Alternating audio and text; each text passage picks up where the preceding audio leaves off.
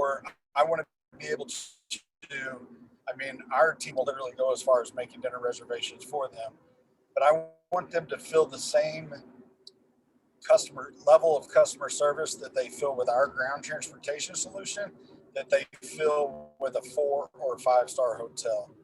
I want to be that one-stop shop that delivers, because they may be coming from out of the country. They may be coming to your market for the very first time. They may not know what restaurant's the best restaurant. Or we do a lot with weddings. So if it's an engagement, like if they're doing like a surprise engagement and they live local, we will give them advice on, hey, did you consider this location for pictures? We want to be a one-stop shop, and that's where all of this kind of mindset comes together, and it really will help grow your bottom line at the end of the day. Absolutely. Thank you, Ken. So we've got Mark. He just gave us 5 more minutes. So Mark, if you want to answer the same question, is how do you manage the billing portion of it? Why is it so important, the time frame of billing, as well as the affiliate discount or your markup? How do you manage your markup, and how do you determine what that amount is?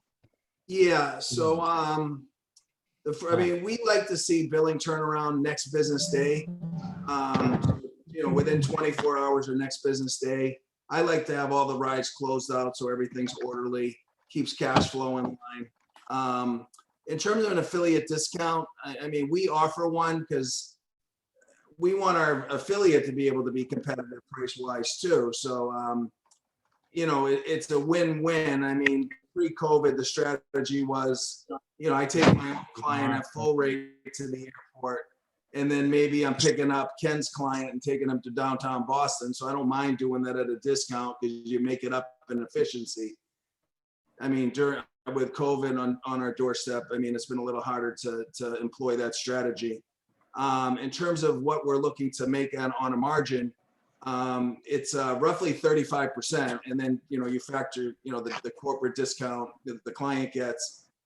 Sometimes there's a chargeback or some customer wasn't happy and you just want to keep them happy and you have to refund it. If it's an egregious issue, you can go back to your affiliate and ask for a concession, but sometimes it's just the cost of doing business. So, all that has to be shared with you.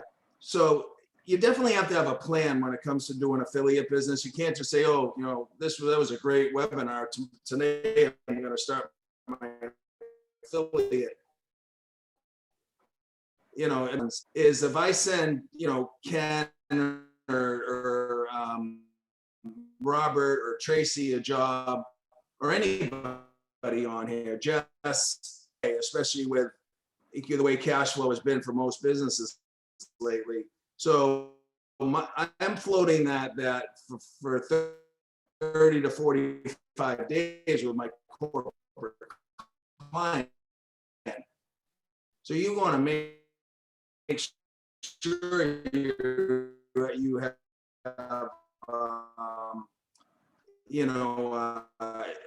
to be able to float that a business. You've already paid out all this money, and you're waiting to get paid from your credit cards, or like loan sharks. I have one that I never pay interest on it, but if I did, it's at 29.9. I didn't even know that was legal. I had to read it a couple times to see if it was actually, correct language. And then just one other quick thing, and I think it's worth telling this story. I was 3 years into the business, and when I started doing this affiliate stuff, totally green, totally naive. And I had a booking with the, at the time, she was the governor of New Hampshire, Jean Shaheen, coming into Dulles. I sent the affiliate the job, who I had met at a show. I had every reason to believe that this was a good decision, and got a confirmation back from said affiliate. And I'm in the office on a Saturday night. I remember this was Saturday night. I remember like it was yesterday. I'm in there all by myself.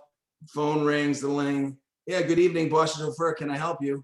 Oh, hi, this is Governor Shaheen. I just landed at Dulles. I'm looking for my chauffeur. No problem, Governor. I know we have that booking. Let me just get our dispatch on the phone, and I'll connect you momentarily here. Call over to said partner, and it was silence. That split second of silence when you give them the confirmation number and there's just dead silence. I think we all know that silence. And they're like, so this was the response I got. We have it in our reservation system, but it never made it to our dispatch system.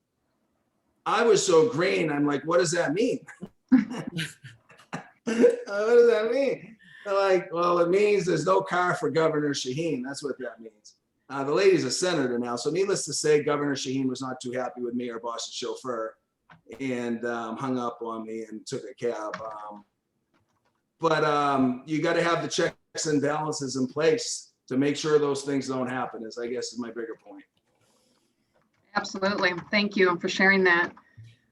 Richard, how do you handle billing, or is it a challenge for currencies, so going back and forth between different countries or the US? Is currency a challenge? is not that much a challenge as long as you communicate with your client. Currency can be tricky. If you what we do is we just simple charge a 5% on each booking for currency defibrillation, and that's being accepted. And sometimes you win, sometimes you lose, but in 99% of all my international bookings with a different currency, it's being covered by the rate that we charge, thanks to the 5%. And as we just told that I am 70% in incoming affiliate work, what most important is that you bring your final settlement within 24 hours to your affiliate, your client, because that's most likely an industry standard that they must have within 24 hours all final charges.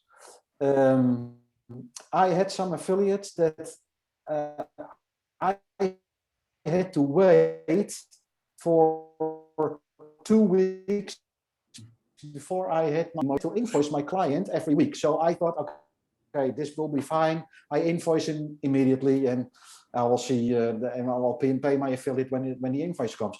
And then suddenly there were ads fight about it or discuss about it. It was a lesson for me. I do want my final charges within 24 hours, and on forehand, if I do not have it, that's one of the very important things that you have to realize if you are taking work from an affiliate. Know that you have to bring the final cost to your affiliate so they can charge their client because the margins are very narrow, and a single fault can bring a job into a losing job instead of a winning job. Absolutely. Thank you for sharing that. So selling worldwide, Diane, I'm going to go to you. And I also know, I believe I saw Drew with Create a Card on here as well. But selling worldwide, what are the different ways that you go about letting your clients know that you are worldwide? Have you changed your marketing? Is it important to change your website? What are some of the ways that you let your customers know that you truly are worldwide, and do they catch on to it right away? Well, they don't, as a rule, catch on to it right away, for sure. And it's odd because every once in a while we'll get a call in or an email, somebody wanting service in another city, and they aren't even a local customer or a local new customer. They're in another city. So some of that, I think, is from our outbound marketing, just, you know, like your whether it's paid search or you know, maybe they picked you up. We have a page dedicated to worldwide, and we do weave it into some of our, you know, blogging and all that too. So you never really know for sure unless you're just really religious about asking, how'd you hear about us, and whatever. It could have been a referral as well. But we talk to a lot of our clients. So I mean, if it's a corporate account, I mean, we're in, definitely should. With your relationship, it's part of our email signatures. Again, it's on our website.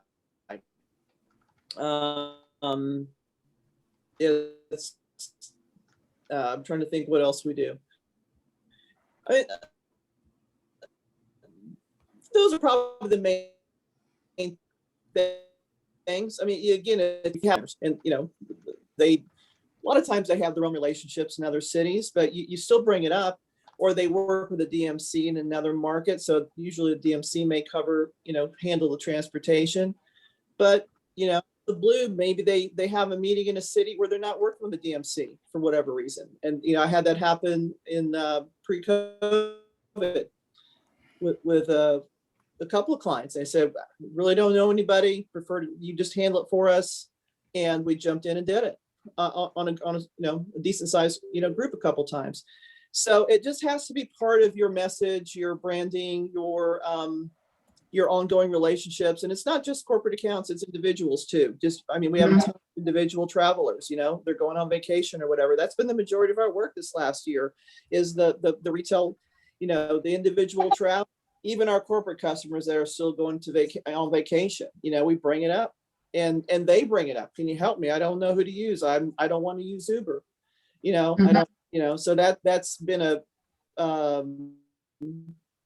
little extra boost, just people not feeling as comfortable. I think just, we got that benefit to get some extra, business, I think. Absolutely. And take it while we got it. Ken, how do you answer the phone? So we're talking about worldwide and marketing for worldwide. How does your company answer the phone? And so, I think I was gonna tag on to what Diane just finished up with. You can't make it too complex. It has to be a staple in the culture of your company. Asking for the business in the destination city is no different than asking for the pickup address in your local market. And in Phoenix or Orlando or whatever the destination city is, that has to be a staple in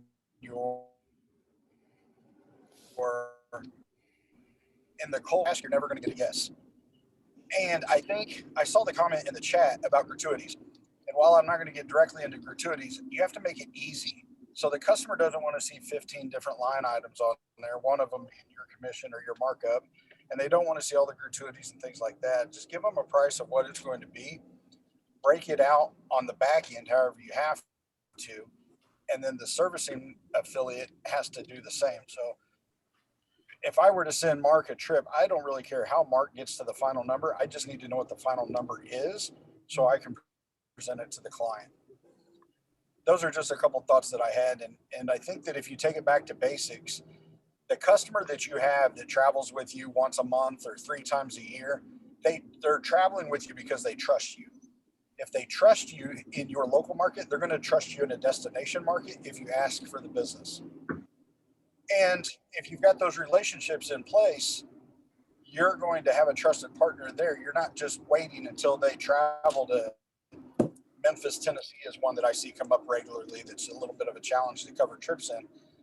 You need to have the relationship already in place so that you're able to say, yes, we can service you there. Give me just a few minutes to arrange the details and I'll send you a confirmation. And that's kind of what my thought was. And Tracy, I'm sorry, what was the second part of your question? I was just asking you, for your company, how do you answer the phone? So when we're talking about affiliate work, how do you answer the phone right when that phone rings? So I think it's a mindset, right? So it's on our confirmations of every single receipt and confirmation that goes out the door. Right at the bottom, it says, can I book service for you in your destination city? Even if it's a wedding, because most of our wedding customers are traveling for a bachelor party, bachelorette party, honeymoon. Some of them are even traveling for a destination wedding. We've even had the situation where they've trusted Advanced Limousine so much that we'll fly a coordinator to the location just to handle the logistics, and we'll use a local partner in that market. And so, and you add, and you got to come up with your own verbiage and your own copy, I guess, on how your information. Windy City, for instance, it's literally in your logo on your buses. And if you commit to it and you make it a full-blown staple in your culture, it'll gain traction. It'll be successful. And if we go back to what Mark talked about, there's a good chance that he's making more margin on his out of market work than he is his local work operating his own vehicles. Yes. And so that's just, I guess, to tell you exactly how we do it. Yes, we ask for the business if it's an airport service. We've got some automatic reminders set up that will also text you a certain number of hours or days after the reservation's made, asking for the business in the destination city. It's in our confirmations, it's in our receipts. We will run a couple paid ads for out of market stuff. We haven't done it since COVID, just because the travel's been down so much. But that's a couple ways that we do it. Excellent, thank you. And for all of you on the call, is when you're calling other affiliates, whether they're local or out of state, is pay attention to how they answer the call. Is many of them will answer the call. Thank you for calling ABC Limousine. What city can I assist you in today? So right off the bat, you're setting the stage for that customer that they can make plans in any city, not just the local city that they're Tracy, calling you in. I think it's important to keep in yep. mind that farm out work is not just airport related. Sure. On the call, he and I are so close. There's not too many of us still running Hummer limousines. We still operate 4 of them. If we overcommit our Hummers, I'll definitely call him and say, "Do you have can your Hummer come to Indy this weekend for a birthday party?" It just allows us to offer a wider range might not historically have in our market. Brian is just a few hours north of us. If he's on the call, we've got a fleet of trolleys. If he didn't have a trolley in his area, we'd be excited to send a trolley right up and help him out. Absolutely. So I think if you open your mind and you think about the bigger picture, it's just not airport service. It allows you to service your customer in all aspects. Yep, you're absolutely right. Diane, do you have anything to offer regarding rate? The question had come up in the chat. Are gratuities for the chauffeurs commonly included in affiliate rates or even discussed? Ken touched on it a little bit about the different, all of the different line items, and does it really matter? Do you have anything to add to that? In addition, we've got you for 3 or 4 more minutes. In addition, what are your thoughts regarding reciprocal work? Okay, so make sure, as far as gratuity, are you saying if we send like a confirmation to another affiliate, do we break out gratuity? Is that what you mean? Yes, or even when rates are coming back to you, does it matter to you what that company is charging? And there are 5 different breakout line items. Does it matter to you, or do you just want that all-in rate? It's probably easier to see just one all-in rate, and as long as it's competitive and fair, that doesn't really matter. I think it can drive you crazy if you see it and then you see 3 different ways of surcharges being charged or more. But if the bottom line is competitive and if that's what we need, then that's fine. One thing to be careful with clients and the gratuity that's being paid to the chauffeur on the other end, you don't want to do something with your math and your calculation where you're actually marking up the gratuity.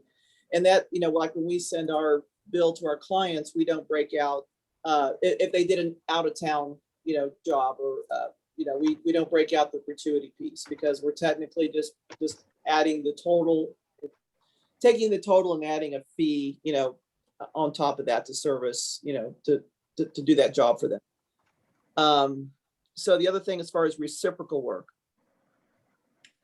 I don't focus on it. It's certainly nice if what you're saying, reciprocal work being, if I give you work, you got to give me work, or vice versa. Maybe some situations that are uncomfortable if people are expecting, if they give you, I don't know, it's an uncomfortable thing sometimes. Certainly try to reciprocate if it works out, but sometimes, again, we've had relationships for a long time, and in some markets, and we may not always be able to reciprocate because of other relationships we've ended, but can you base who you give work to solely on if they give you work. If it's a larger scale, deep relationship, certainly there's maybe more expectation. You know, and as long as you're getting service, your clients are taken care of, and it's a fair deal, then that's great. But I'm not going to punish somebody if I give them work and they don't give me work. Or am I going to make them feel uncomfortable? No, I will try to earn their business. I'll be there if I need them, if they need me. And I may remind them every once in a while, hey, you know, don't forget about us, but I'm not going to make it uncomfortable for people. Right. Richard, how do you feel, or how do you manage reciprocal work?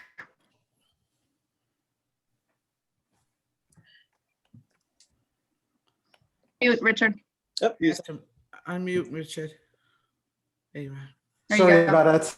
Yeah, sorry about that. Yeah, I very much agree with Diane. We discussed it in our pre-meeting for this session. The situation that I most often have are the chosen affiliate for operators in larger cities or areas. And when I have one single job to which affiliate I'm going to send it over. I have 7 options, and I have only one job to give away. So it's something that I do not discuss with my affiliates up front, because it tightens you also. And in farming out work, I always look for the best option for my customer. And that's the one that should be important. And of course, if you can send work back, that would be my priority or my preference to do so. But it should never be a fixed or hard expectation on both sides.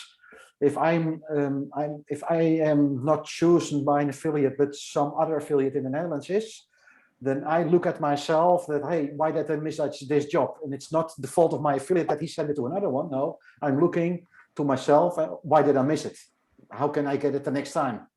And that should be the way of working together. It's all based on trust. And if you have to make hard agreements by sending work back, if you don't have it, you might have the feeling, very uncomfortable feeling that you're not sending work back to your affiliate, despite you promised it or something. If you don't have it, just tell them, I don't have it. Don't make. Very good. Yeah. Thank you. So like I said, Diane and we're going to log off. We're going to turn it over to Paula. I'm sure Ken has some thoughts on the reciprocal work, but I think it's a great time just to also chat back and forth and just ask questions. Those of you that are just starting your building your network, if you have any questions, we have Drew on the call with Create a Card. I think he'll have some awesome ideas for you as far as your business cards. And so anytime that you're talking to your customers, that it's in front of them that you are worldwide, or you can help them in other cities. So take advantage of having Drew on the call as well. And just one more thank you to Troy Snyder and Chris Norland of Berkshire Coach for sponsoring our webinar this morning. Thank you. Thanks, Tracy. Thank you. Thank you. Okay, now we can get into some real trouble. I'm just kidding. You know, I'll let the panel go into this, but what's left of it. But I definitely think there's a huge misconception about reciprocal work. I see it locally too, where, you know, why should I give this person work because I don't get any work from them? And it really, and Jason put this in the comments in the chat, it's got to be about service, and it's got to be about taking care of your customer first. If you end up in a situation where you're sharing work, it's great. But sometimes I have affiliates in markets where they're mostly inbound to us. And maybe once or twice a year, it's a remote market. And when we get something, we'll send it for a quote. But I don't think anyone should feel, well, I don't know if I can reciprocate to really prevent them from making themselves available as a potential affiliate. That's really not the idea here. I don't believe. And, you know, Richard and Ken can definitely chime in on that. But I think that's a huge myth out there. I hear it a lot. And when you can do it, you do it. And that's really what it should come down to. I think the same, Paula. So I think that obviously we want to feed those that feed us, but secondly, we want to make sure that the service levels, the ethics, the product that's being served to the customer is in alignment with what we've promised or what the customer is used to when they ride with us. Secondly, we need ease of communication and working with them. So if it's somebody that's not closing out a trip ticket for 2 weeks, that's not a good partner for us. We want our trip tickets closed out in 24 to 72 hours at the most if it happened over the weekend. We don't have any expectations. If we're sending you trips, you don't have to feel like you have to send us trips. We'd be excited to earn your business, but we don't have any expectations. We just want a great product and a great service for our customers, and we want to be able to tell every customer yes. Absolutely. Yes, and I want to put in addition, Paula, that it's also very important to if you focus on one affiliate to repatriate the work, it's good, it's okay, but you always should be prepared to have a plan B and a plan C, even if those are not affiliates sending you work. Because if you got that last minute inquiry from your client and your primary affiliate is not available or not answering the phone, that happens in the current circumstances, always be prepared to have a plan B and a plan C. So that means you must have that second affiliate or that third affiliate already on your list. Especially, Richard, especially with special events. And so we just came out of the NCAA, and while I would have loved to have been able to service every ticket that we were offered, we just simply couldn't. I don't want to overcommit our team and under-deliver for the affiliate or the passenger. And so you always need to have a backup plan. I would agree. We have at least 3 seats in every market. Just to piggyback on that real quick, as we see a lot of clients coming back in and trying to rebrand themselves in this new reopening period, a lot of clients, we've seen several clients that have merged and some clients that have not made it through. So if you're going through and checking with your affiliates, make sure your affiliates are still in operation. If you haven't talked to them in a little while, if you haven't reached out because you just don't have anyone traveling to that area and you just know there's a guy there or a woman over there that can help you out, make sure they're still in business. Make sure it's still run by the person you know. That is something that is essential, because just because you're best friends with John doesn't mean that John still owns the company. John could be handing it off to Sally, and you may not like the way Sally works, or Sally may be even better and you want to work more with her. So definitely keep and update your contacts. That's something that we're seeing a lot of people putting out e-blast, putting out different mailings to just affiliates, so you can say, hey, I'm here, use me, and this is who's in charge. Something to add related to that, make sure that they're still legal to operate too, because a lot of people had lapses insurance over COVID or stopped paying their UCR fees or whatever the case may be. So when we're going in and looking at people that I've known for years, several of them have been legal operators, but they may not even know that their authority got revoked because they missed an insurance payment or they were 3 days late and they submitted a revocation to DOT, and you call them and they're shocked, and they get it updated right away. But if you use them during that time period, you could be in real trouble if something happened. So also do your revetting process, because the reality is, most people in our industry really struggled over the last year, if not everyone. And a late insurance payment is a very, very common thing over the last 12 months. And some of the companies are very aggressive. And I've seen guys suspended 3 days late on their insurance. Yeah, Paula, and if I can take the word, we also discussed in our pre-meeting, affiliate work doesn't mean that it has to be global or international. In the Netherlands or in Amsterdam, the biggest market in the Netherlands, we already started many years ago affiliating with our competitors. We help each other out, and that could also, if you don't have affiliate work at all, that could be a great option to get involved with affiliate work, because your competitor can be your colleague. Tracy mentioned, as I did as well, never say no until you definitely know it's impossible. it's always a yes. And if you talk with your competitors or your fellow colleagues, and you start working together, and you can help each other with covering a job or even with deadhead solutions. If you have finishing a car over there and you know your competitor via some sources is ending over there, then you can trade a ride with another ride that you both make more money on the jobs. And you can help each other a lot. And besides the technical part of the practical part of exchanging work, you also earn more confidence in each other. So if you know each other clients, then it's a no-go if you are being contacted by a client that you know, hey, that client is from my colleague. Then you will have the ability to call your colleague, hey, I'm getting this call, is something wrong, etc., etc. Then you have it's also called affiliate work, and it's pure local, and you can help each other out. And of course, do what ILLBA does or Lyft in your market. We don't have Lyft here in Europe, but create that network of possibilities and offer that to your client, and that's affiliate work. And then it will move into the next step, and it will be international or globally. And that's something that I want to share with you. No, I think that's a really good point. In the Chicago market, we have 8 local companies that we affiliate with, and the other benefit for us is that if something goes wrong, or we have a mechanical failure, which has happened to us, flat tire or something like that, we know that we can call someone who may have somebody at the airport that can cover the trip.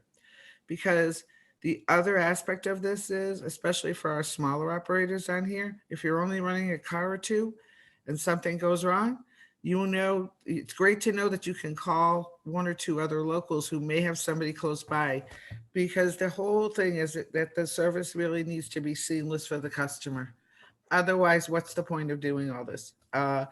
And there are some on here that I work with already and clearly have saved my butt, with, mechanical failures, things like that, where, there was no way we were going to make it on time. Customer absolutely never knew there was a problem. And that's really, in my mind, how it should be. So even if you're a little bit skeptical about building a relationship, just having a handful of local people that you can reach out to, and know that you can get help when something goes off the chart a little bit, I think is an excellent first step. And that's actually where we started. And if Tracy was still here, she would tell you the story about how when I first started my company, she literally kicked me out the door and gave me a list of people to go around and meet. And I'm like, why do I want to do that for? And the idea was, well, you need to know these people. Like, you need to know this guy and that guy. And we did it. It was interesting. It was more, putting ourselves out there. But Richard, it's an excellent point. I think the local, we often don't focus too much on the local, but it can be a lifesaver. Go ahead, Joanne. I'll unmute yourself. Go ahead, Joanne. Hi, I just wanted to piggyback on what Drew said about updating your contact list and knowing that the person you've been doing business with is still the owner. I received a phone call last week, just similar to this situation, of another affiliate here in New York City, took a job from an affiliate they had been doing business with for many, many years, and they had a problem getting paid. And they asked me, have you done business with this affiliate recently? I said, honestly, I sort of put them to the bottom of my list to use as an affiliate, because in January, when they called me to do a job, I asked for an updated credit card for the new year, because we hadn't done business in over a year due to COVID. Right. They did not give it to me. So I said, well, as soon as I get your credit card information, we can go forward with this. Never heard from them again.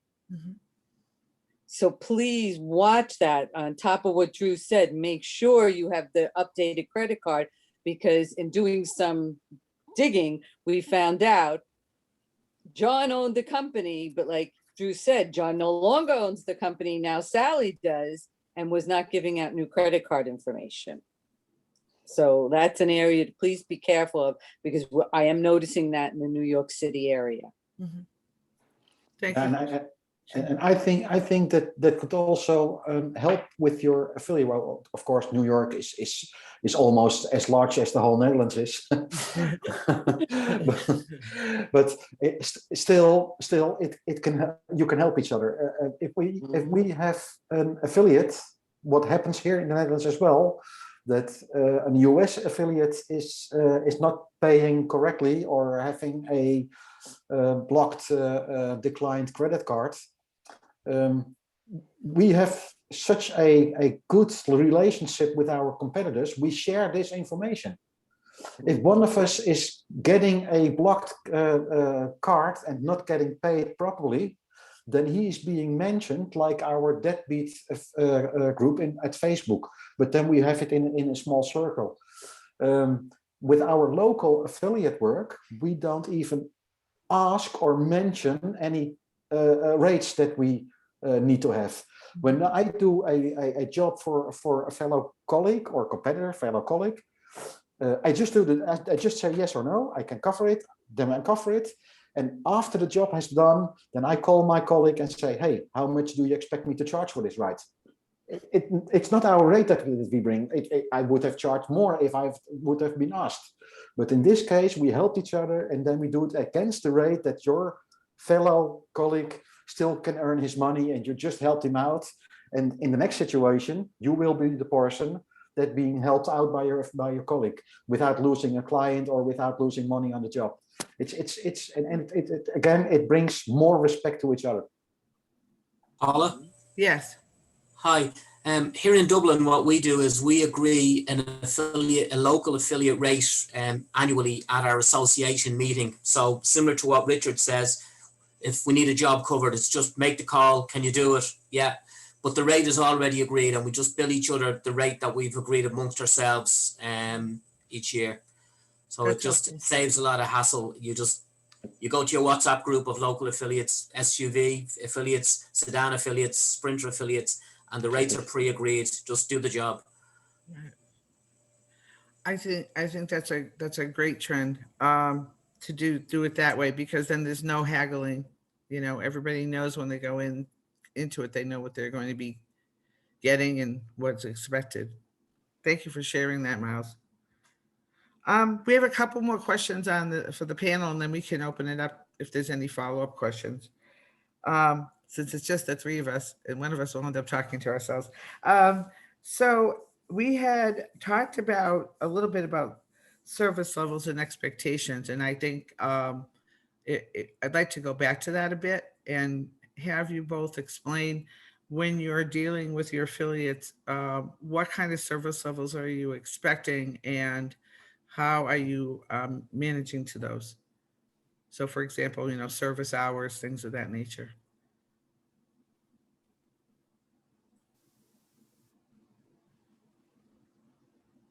Okay. Did I not ask the question? I'll start. So we've got a questionnaire that we'll send an affiliate when we onboard them. Mm-hmm. And that way we can learn about, Paula, can you hear me?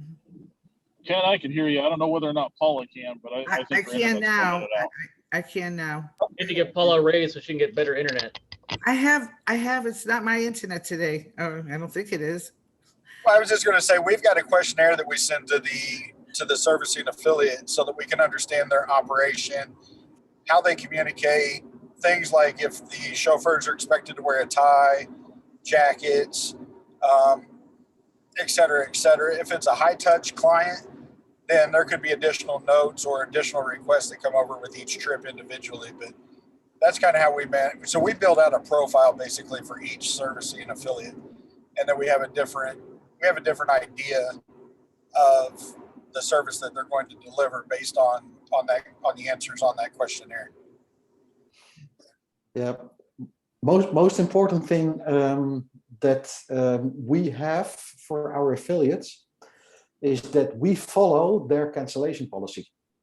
we do have our own, but it has been one of the subjects in one of the NLA shows. I remember, maybe it was Boston. I'm not sure again, but there I told the same story.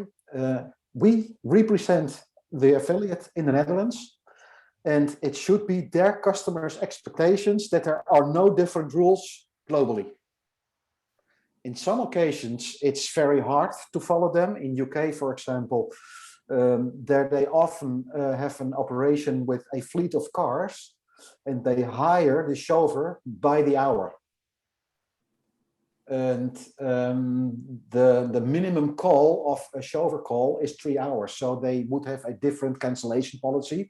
But anyway, what we try to follow is that we follow the cancellation policy of our affiliate, and that can be different from the other affiliate, but for the customer it should always be the same without the hassle. So in other words, if you're doing business with somebody in Miami, you're following that Miami affiliate's policy. Exactly, because their customer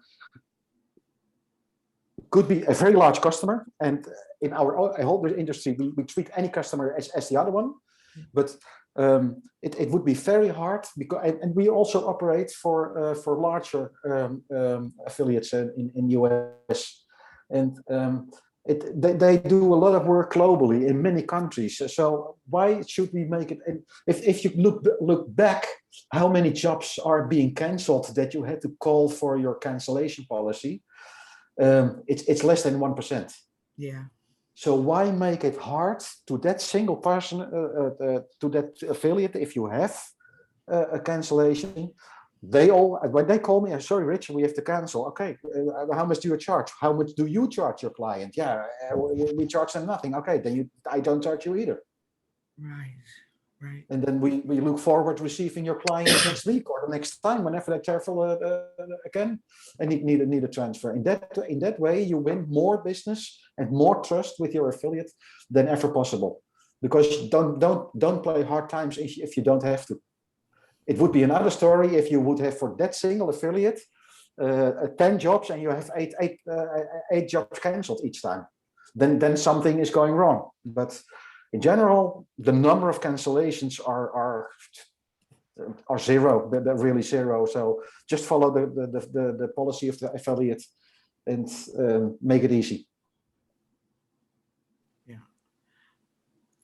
It actually does make it easy, and it makes it easy for dispatch too. So if they know it's their local policy, they're not second guessing. And you're right. The number of cancellations, even for us, has been really small.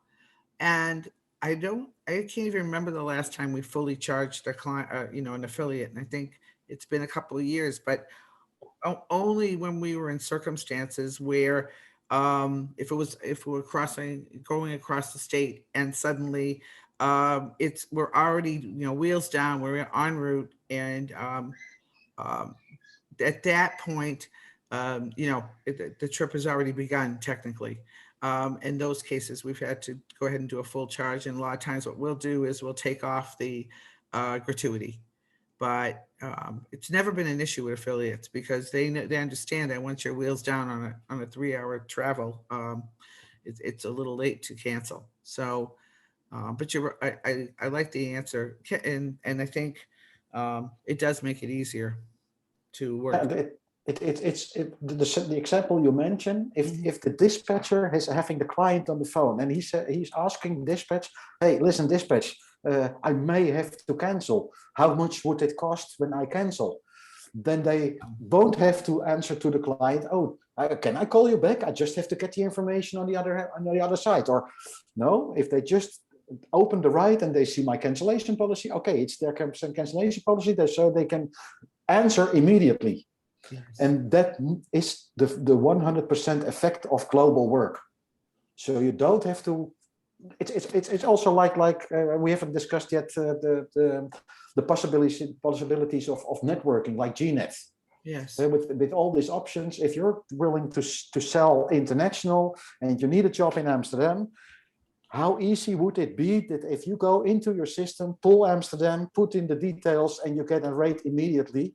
and you can quote your client instantly on the phone. And when the client says yes, you put it in and it's all settled. With 3 clicks, your client has a booking in Amsterdam. You know, I would like to focus on, if you and Ken are okay, focus on the technology a little bit. Because I think we're in a really exciting time, because when I started with affiliate work, everything was manual. We got an email, and then we had to put the trip in our system, hope we didn't make a mistake, double check it, triple check it. And, your friend manual labor could cause you to make an easy mistake. But now we have options where, whether you're on Limo Anywhere or you're not, and you have GNet and Grid, where you can actually track everything, and really take the whole the guesswork or the risk of making an error, and also the efficiency into it. So I know you're both involved with using GNet and Grid, so I'd like to have you all share your experience. I know yesterday I actually was working with a European affiliate, and we just had our first call. And he said, how am I going to get the statuses on my trips? And I said, Grid, GNet. I said, you're going to see everything you need to see, the status. You won't even have to call us. As soon as the driver moves, you'll see everything, picture of the driver, all that. So he's new to GNet. So it's kind of exciting when I said, you won't have to call our office unless there's an emergency. I mean, there was this big smile on his face. So, but with that, I'd like to hear you guys and what your experience has been. Sure. So that's a qualifier for us to be in either the first position or second position in the market, because we need it to be easy to do business with you. And with GNet, it allows us to be more efficient internally. It reduces the clerical errors on the servicing trip side. It provides a better experience back for our customer, because the technology will take your status updates and it will trigger my workflow in-house so that the experience for the passenger is the same. And it keeps everything branded for advanced limousines, which obviously I love. Yeah. And so I can tell you that on average, GNet saves us about $11.77 per affiliate trip, whether it be inbound or outbound, just based on the touch points that we have to do with confirmation calls, driver calls, clerical data entry, et cetera, et cetera. The average is about $11.77. And so to give you an example, and many of you have been to our facility and seen our call center and whatnot, we're nearly doing the same out-of-market volume right now as we were in 2019 with a third of the staff. And so I think that if you're really going to be successful at this, you really need to make sure you're as efficient as possible. And for the minimal cost, 50 cents per trip on each end, there's no reason not to leverage it. Yeah. Yeah, I couldn't agree more. So do you see this as the savings that you've identified, has that allowed you to come back with fewer staff at this point, or is that a little early for you to tell? Man, that's a complex question, Paula. So Yeah. if we come back with fewer staff, yes. Are we more efficient, more profitable? Yes. But we're also at a time in our business where some of our staff doesn't want to come back. Right. You can call it unemployment, stimulus, COVID fear, whatever you want to call it. They don't want to come back to work. And the technology allows us to farm out a trip. And so I think it goes back to, you have to shift your mindset. First off, the farm in, farm out is not only airport, and it's not only out of market. So we'll trade trips via GNet to local providers. And so it just allows us to say yes more often, and I can literally send the trip instantaneously.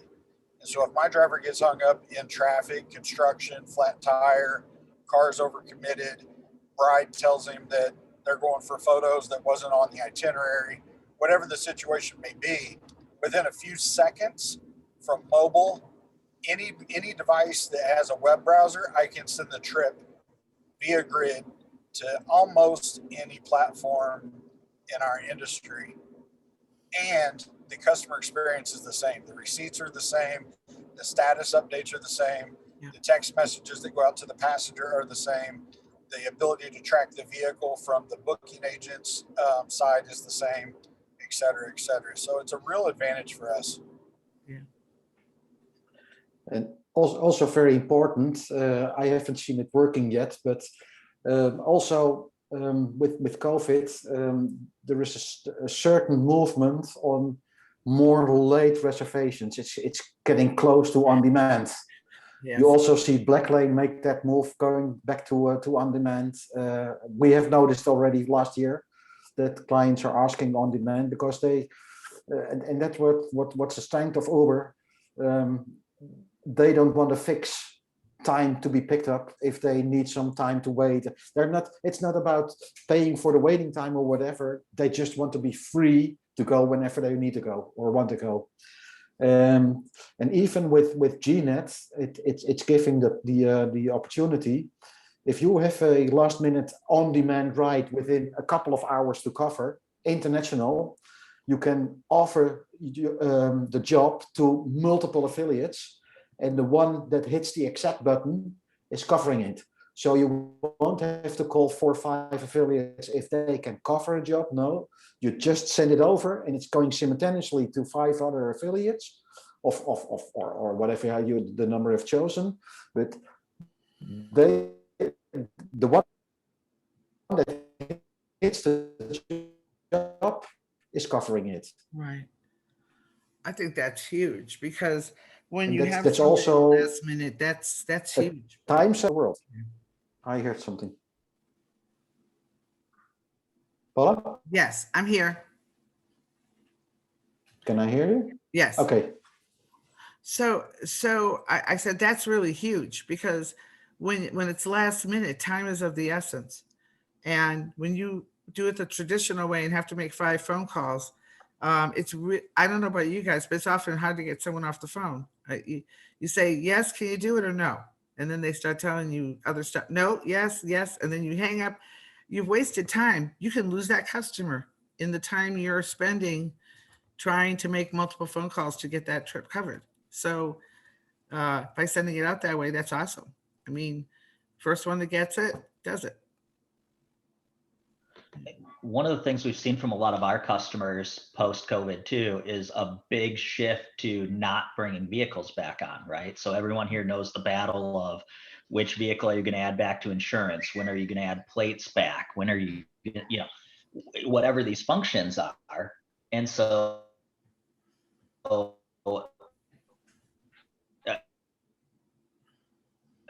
the real math equation, right, is have to have the same affiliate agreements. You have to track the trips, right? And if you're a big operator, you might be on, a livery coach or a Santa Cruz, which isn't GNet integrated yet. But the ability to track those trips with these little operators that may not be on the same platform as you is huge, right? You may send, $1 million a year in your local market to all these various IOs, and trying to track each of those individual trips, you're looking at a dispatch center of 8 people versus a dispatch center of 3 people. If I don't have to get all those updates, right? You send it out via zip whip. This guy takes the trip. Cool. Now it's going to pass through the system instead of, are you on site? Do you have the passenger? Here's a special note. You hope they enter it correctly. What vehicle are you sending? All this gobbledygook that just sucks time from your dispatch staff. And then you don't have to bring that vehicle back to still provide the same service. So, and we're trying to shove GNet down a lot from a lack of a nicer way to put it, because it saves them so much money that once they acknowledge the system and how they can do it, it makes them a more profitable, efficient operation with a higher customer success rate. There was a question in the chat box about are affiliate rates stored in GNet? And I don't believe that's the case. If I'm correct, you can actually request, you can set up, and Ken will help me if I get this wrong because I'm still learning it too. You can actually set up your affiliate to get a quote from your operating system. Am I correct, Ken? So without turning this into a GNet commercial, Right. because it will be here for several days. I love the product and truly believe everybody should use it. Mhm. Yes, you can leverage affiliate rates via GNet, but the rates are not entered into GNet. Right. So, and I can only speak from a Limo Anywhere experience. So if you were to send me let's say Paula was to send me a trip, we would have an account built in Limo Anywhere. We would have a rate table built in Limo Anywhere. My team would include the top 8 destinations: downtown, Fishers, Greenwood, Greenfield, places like that. And if she was mostly an airport type affiliate, then we would include to and from airport rates in Limo Anywhere. I already have those rates built in the system. I would just assign them to her account. Once those rates are assigned to her account, she would be able to access them via GNet. So she could go right to her GNet profile. And I can't speak from a fast track or a livery coach experience because I'm just not familiar, but she'll be able to access her affiliate rates in my system without making a phone call. Now, there's also a different product within GNet called Farmhouse. And only because I'm familiar with Chicago and kind of how some of the operators there are, if you had 5 IOs in Chicago and you're booked solid, your fleet's full, and your customer's calling, the last thing you want to do is tell them no. Because when you tell them no, they're going to download an app on their phone and you likely lost that customer until they have a service hiccup or a safety concern. So if you have 5 affiliates that are IOs in your local market, you can leverage GNet to send the trip to all 5 of those affiliates. The first one to accept it, it then disappears for the other 4. The rates are automatically transferred over. So the receiving IO would see what the affiliate rate is. So Mark, it's kind of a two-handed question. No, there's not any data to manage inside of GNet, but yes, the rates are accessible via the platform if you build them out in your operating system. Hopefully that answers. Yeah, I have, we're down a few people, but as a follow-up, I am going to reach out to, I think Yasmin's already gone. Reach out to Grid and the GNet folks and talk about doing some kind of an overview for anyone who's interested, because we have a lot of folks who are very not familiar with it. So look for that. It won't be on our monthly calls. It'll be a separate meeting, but I'm sure they'll have no issue doing that. This is an important tool that I think everybody. Huh? Who was that? I'd be remiss, Paul, if I did mention, if you're an NLA member, Grid works on a bank. So you recharge your Grid account with, say, $50 and add. Yeah. Okay, I think I lost Ken. I think Ken was going to tell you that there's a discount for NLA members when they use Grid. So you do get a 5% discount. He froze on me. I think it's the shock of everything. Anyway. Yeah, what I would recommend to anyone is just consider GNet, join the Facebook group, just look after the GNet Facebook group. And I can tell you that the GNet Facebook group is growing with 10, 20 members each month or week. It's huge. It's huge, and just join it.